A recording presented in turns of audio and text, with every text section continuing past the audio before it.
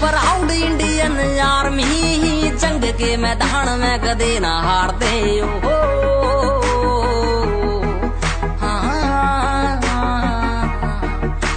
Feeling proud Indian army, जंग के मैदान में कदे ना हारते। साले पीठ पाछे वार कायरा का काम से, हम गोली सीधी माथे के बचाले मारते। टेक टाइम काढ़वे में यार को ना टल दे। ऊंचे से विचार सच्ची नीत पक्के हार गदे, पीठ पाछे वार को ना कर दे।